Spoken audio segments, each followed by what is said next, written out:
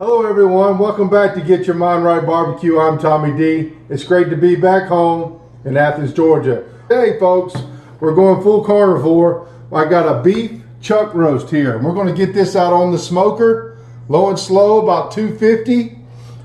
Plain and simple, we're going to make some pulled beef here. This is going to be cooked basically like a pork butt would be. I'm going to get this up to a high temp, at least 200 degrees. I'm going to get it real tender. And then I'm going to shred it with my hands or with my claws or whatever you have. And we're going to coat this up with some beef barbecue Mojo. First things first, folks, you really don't need to get a binder per se. You can use some cooking oil, olive oil, avocado oil, Worcestershire. But today there's plenty of moisture on the outside of this beef. This is black Angus Choice beef. I got this at the local supermarket. This is actually 4 pounds exactly. I've had it out of the refrigerator for a few minutes now. You can see it's starting to glisten up on the meat there. The moisture's starting to pull back out. All I did is pat it down with a paper towel. So let's get some of this world famous Mojo BBQ, the beef rub. If you watched my brisket video at the lake a few weeks ago, I coated this, got a good coat of this on a brisket I cooked. And I'm going to tell you right now, it's one of the best pieces of meat I've ever smoked. So I'm looking forward to getting this coated on this chuck roast today that we're going to pull. Nothing fancy, folks. Just get it all over, give it a good coat. Make sure you get the sides. We'll give it a flip here. And it's not, everything's not perfect. If your meat, you really can't tell if it's in the cryovac, if it's one piece. You can go to your local butcher and have them cut you a piece. But when you're pulling it, folks, it really doesn't make any difference anyway. So what we're going to do is just give it a nice even coat. We're going to let this sit up while our smoker's coming up the tip. Okay folks, shout out to B&B Charcoal, the best pellets in the game, I believe. I got a mixture of cherry and good old pecan for this chuck roast. Does well on beef. I've just blended it 50-50. Got a hopper full here. Shout out to my ThermoPro. This is my TP20 model.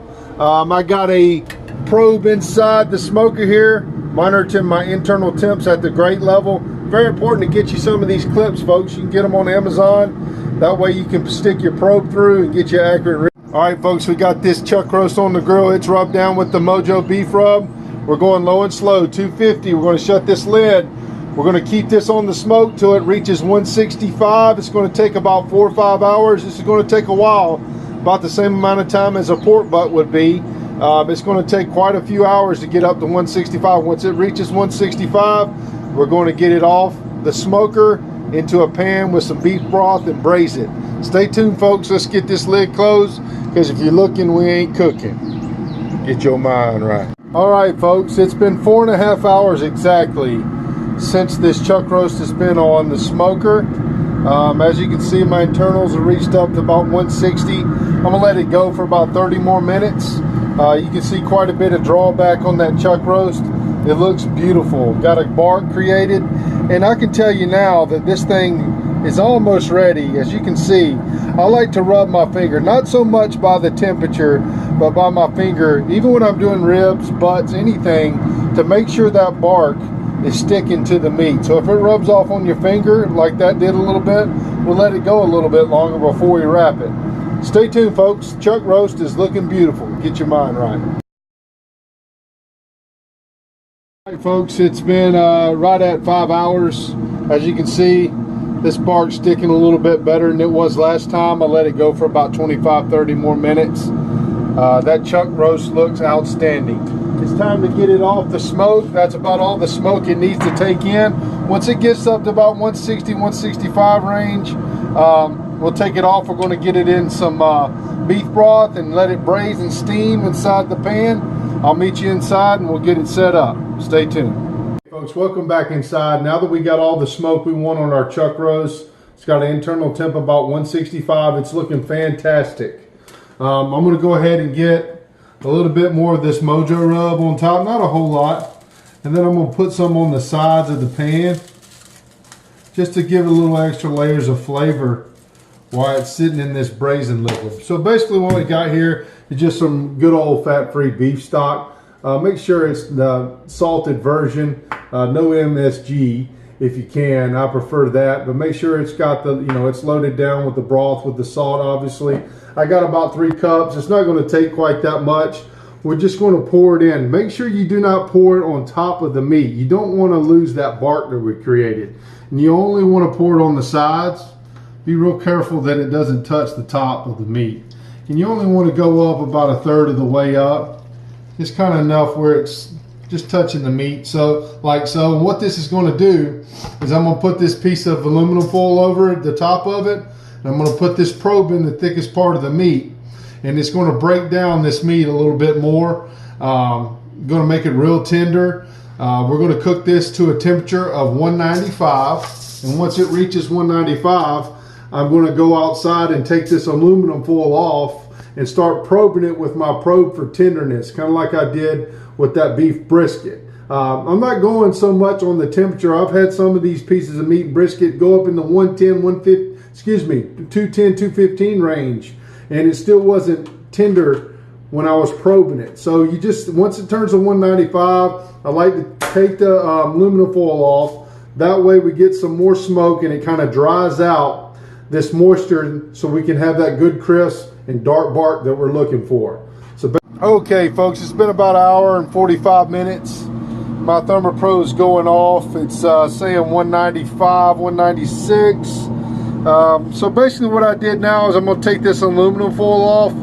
The roast is looking great, but I still, right here in this middle portion, it's still not going in as good as I would like. If you go out here on this outside, you see how it just kind of goes in there real easy. That's what I'm looking for in the center.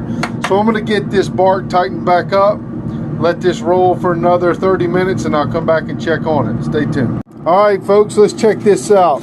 Got my probe here, that center. Oh yeah, a lot better. So total in the braising liquid, it was about 2 hours and 45 minutes, about 7 hours and 45 minutes total on this 4-pound chuck roast. Now that we got it done, we're going to let this thing rest. Let's get it off the smoker. Let's get it inside. Don't have to put it in a dry cooler or anything.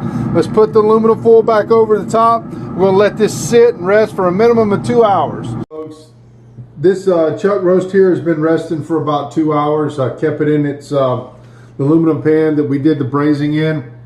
I just took the tin foil off. It's still warm. It looks fantastic. I'm going to transfer it over to this plate here, and let's start pulling this stuff. That's some good au jus right there. Like I said before, you can actually cook a pot roast. So I know it's going to be good now. It's coming apart. You actually cook a pot roast with this on the smoker. You're talking about some added flavor. It's wonderful. And there's no wrong or right way to do this. You can use the claws, but hey, I like using these natural claws here, these big hands. So we're going to go in and make some, like I said, some pulled beef. And basically just start pulling it like you would a pork butt, basically. Look at that there, folks. Look how juicy that looks. Look at the smoke ring. Those cuts of meat there. That chuck roast. I got to try some of this.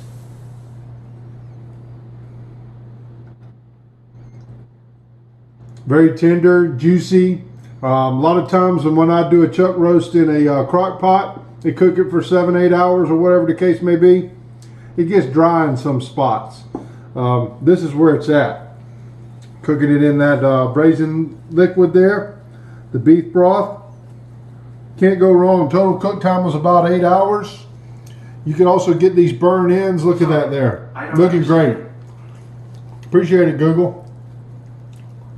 But this is a simple, easy recipe, folks. I got a mouthful here. This is wonderful. I'm going to finish pulling this. Pulled beef at its finest. Nothing but an old chuck roast out on the smoker. Look at that smoke ring, that juiciness. Let's get your mind right approved, folks. I mean, look at that there. Tastes good too. Go check the full video out on my YouTube, on my IGTV, on Instagram, and of course Facebook. Get your mind right.